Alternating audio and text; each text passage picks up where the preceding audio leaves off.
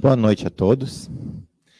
Sejam e sintam-se muito bem-vindos, inclusive os irmãos que nos acompanham pela transmissão das redes sociais. Coube a nós hoje conversarmos sobre o capítulo 17, Sede Perfeitos.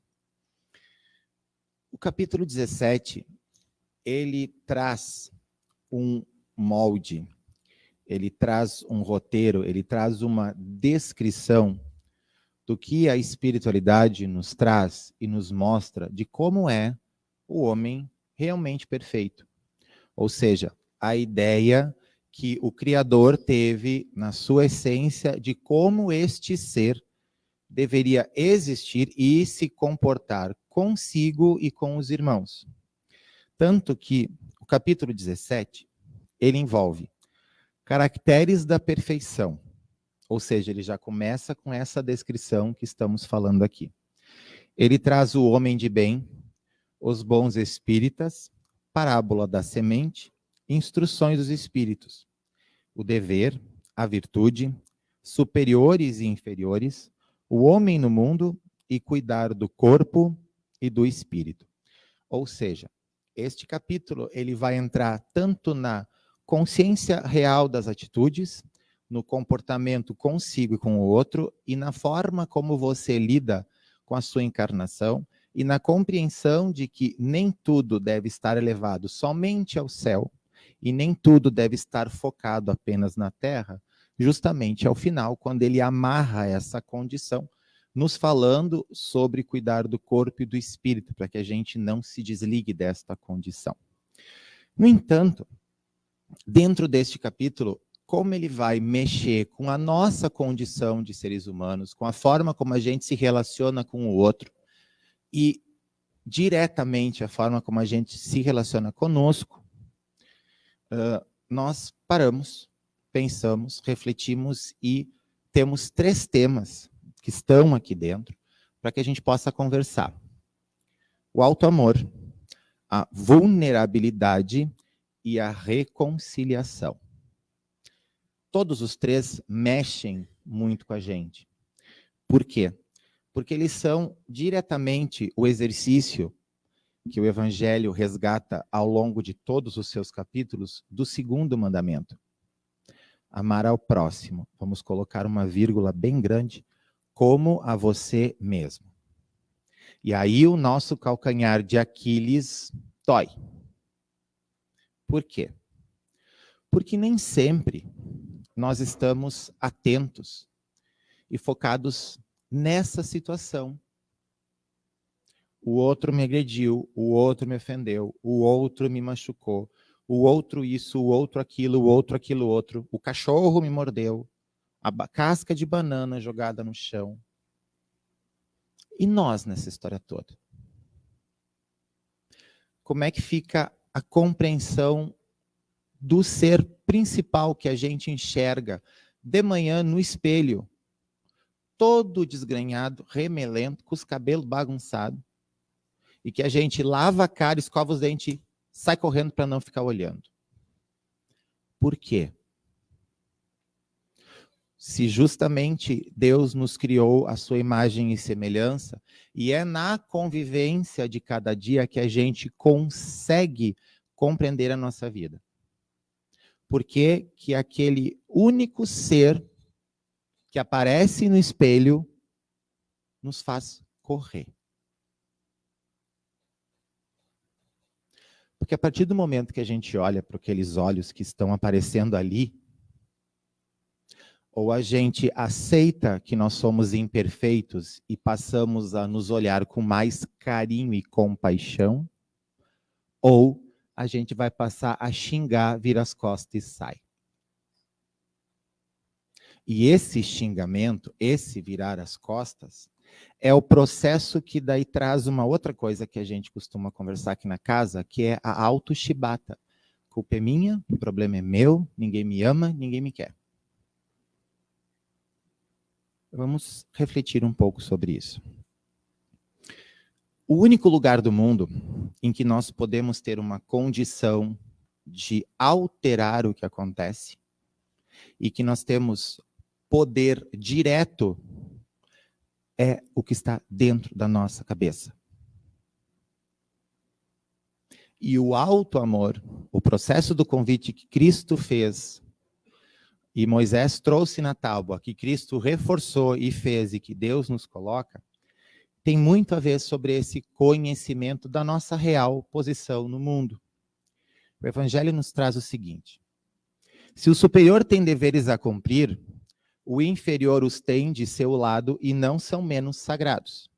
Se este último é espírita, sua consciência lhe dirá, melhor ainda, que deles não está dispensado, mesmo quando seu chefe não cumprisse os seus, porque sabe que não se deve restituir o mal com o mal e que as faltas de um não autorizam as faltas de outros. Se sofre em sua posição, diz a si mesmo que, sem dúvida, o mereceu, porque talvez ele mesmo abusou outrora de sua autoridade e deve sentir a seu turno os inconvenientes daquilo que fez os outros sofrerem. Se é forçado a suportar essa posição, na falta de achar uma melhor, o Espiritismo lhe ensina a nela se resignar como sendo uma prova para a sua humildade, necessária ao seu adiantamento. E aí Kardec continua. O que ele está querendo nos dizer com isso? Que todos os seres humanos, literalmente, são iguais. Porém, temporariamente, nós ocupamos posições, lugares e vivemos situações que se alternam. Se hoje eu sou chefe e eu abuso, amanhã aquele que foi meu empregado vira meu chefe e vice-versa. E aí vem o questionamento: como eu vou agir e reagir nessa situação? Nessa alternância que o mundo traz das condições para mim. E o alto amor nos ensina que a gente erra porque quer, por acaso? Quando a outra pessoa errou, ela errou porque ela quis? Não. Mas o que a gente costuma fazer? E esquece que tem 3 de volta. Por quê? Porque quando a gente foge daquela pessoa do espelho, a gente foge de entender que aquela pessoa também é vulnerável, que ela também comete erros, que ela também precisa de perdão, que ela também precisa de compaixão. E o alto amor é que faz esse entendimento. E aí a gente entra no segundo título do que a gente quer falar, que é a nossa vulnerabilidade. Entender que nós não somos perfeitos. Entender que nós estamos na caminhada, que nós vamos errar. Não de propósito, mas vai acontecer. Por quê? Porque nós estamos há 2023 anos tentando compreender as palavras do Criador e os exemplos do Cristo, e só agora nós conseguimos entrar na compreensão das metáforas que ele usava há 2023 anos quando esteve aqui. E ainda assim nós não conseguimos compreender a profundidade de tudo que ele fala. Porque a gente precisa estar disposto a querer enfrentar o processo. E o Cristo mesmo disse, ele explica, num capítulo anterior, sobre os cegos. Que ele não força a pessoa a enxergar a sua palavra, porque é confortável para ela manter os olhos fechados e não enxergar a verdade. De que adianta eu ter uma pessoa assim e querer forçar ela a ver a verdade se ela luta contra o que está sendo dito? Por isso que o processo de amor próprio é uma descoberta a cada dia. Por isso que o Evangelho, como o nosso querido colega Carlos fala, ele fala em Manual da Vida, nos faz questionar a nós.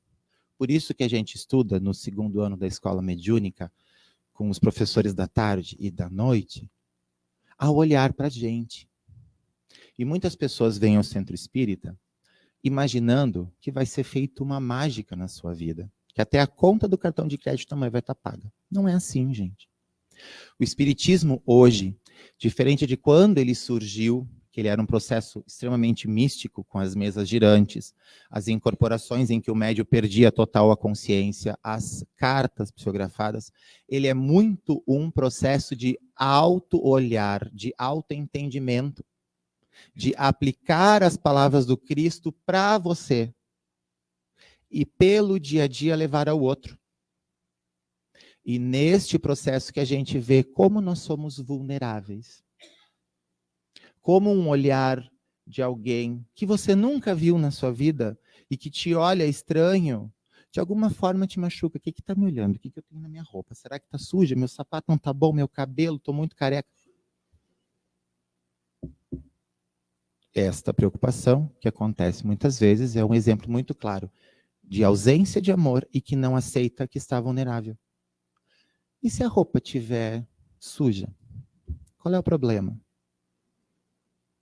Um trabalhador não passa o dia inteiro, por exemplo, recolhendo o lixo da cidade inteira, não está sujo, e aquela sujeira, na verdade, mostra o esforço que ele tem para manter a cidade limpa, para receber justo o seu pagamento? E se eu tenho uma mancha de comida, não veio de um alimento que é do meu fruto do meu trabalho, que eu paguei, que eu me alimentei e sujou, e depois em casa o sabão não tira? Ninguém gosta de andar sujo, por favor. Mas o excesso de cobrança que a gente joga nas questões de não entender que faz parte e que cabe a nós nos libertarmos deste processo. Aí a gente entra no terceiro tema, na reconciliação. Por quê? Porque justamente nesse não entendimento de amor, nesta fuga da vulnerabilidade, nesta não busca pelo ser de perfeitos, a gente passa. Ai, o outro me agrediu e me ofendeu, eu não falo com ele. Eu falei o que eu devia ler, mas o outro mereceu ouvir. Eu estou vivendo duas questões particulares exatamente em relação a isso. Uma com uma pessoa que queria conversar comigo e na época eu não pude ouvi-la. Eu estou esperando que o processo de maturação, sim, é exatamente isso. O processo de entendimento da minha vida precisa ser trabalhado para que a mente e o coração se juntem. Muito embora 30, 40, 25 centímetros, dependente da altura da pessoa, demora um tempo até os dois lados da discussão estarem prontos para conversar. Poderem abrir os olhos para o que está acontecendo e olharem de uma forma mais acolhedora a situação. Sim, uma discussão tem que ser olhada com uma forma acolhedora para poder ser sanada. Mas isso leva tempo. Eu estou com uma outra situação, com um colega de trabalho, que eu falei o que eu deveria ter dito, mas a forma como eu falei estava errada. Como é que eu descobri isso? Porque eu parei no espelho e olhei. E agora eu estou esperando chegar o momento que o outro lado esteja pronto para a gente sentar e resolver. Como é que eu estou fazendo isso? Colocando o nome das duas pessoas nas minhas orações diárias e pedindo para que Deus coloque a mão para ajudar a resolver. Porque eu sou muito pequeno e não consigo sozinho. Homens superiores e inferiores. Da onde? Se é um ciclo de troca e o Evangelho nos mostra essa condição. Hoje eu ofendi. Amanhã eu posso ser o ofendido. E aí vem o que a gente estuda, no perdoar para que Deus os perdoe. Não alimente dentro de você nem o erro que você cometeu em excesso, mas aprenda a resolvê-lo, e nem a mágoa que alguém te jogou, porque você vai estar se autoenvenenando. O ser de perfeitos entra justamente nesse entendimento. Auto-amor, vulnerabilidade e saber o processo certo de reconciliação. Entender que quando você está machucado, você não quer falar e que a outra pessoa tem o tempo dela. É fácil? Não. É possível? É. Desde quando? Desde que a gente queira dar o primeiro passo. E o primeiro passo eu dou aonde, gente? Na minha mente e no meu coração, porque eu só consigo mexer em mim. Eu não posso forçar o outro a querer me ouvir se ele não está disposto. Mas eu posso colocá-lo nas orações e agir com compaixão e caridade para resolver o problema. Está onde isso? Também dentro do processo de sede perfeitos, quando ele fala em lei da caridade. Nós temos que entender que nem sempre nós somos ofendidos. Algumas vezes a gente também ofende. E essa compreensão nos traz melhores. Nos permite aceitar que erramos, nos permite pedir perdão, pedir desculpa e desculpar a outra pessoa quando ela nos agride. Não é fácil. Não é fácil porque dói. Não é fácil porque a gente ainda não tem o entendimento que Deus quer. Não é fácil porque a gente foge de nós. Mas é possível. Desde que regado um pouco a cada dia. Obrigado à Divina Providência pelas palavras que nos deram, a este devedor que foi permitido estar aqui conversando com vocês. Rogamos a Deus que cada um que está aqui presente em casa receba o que de bom veio buscar e que a espiritualidade nos ampare a cada instante da jornada. Que Deus nos abençoe. Que assim seja.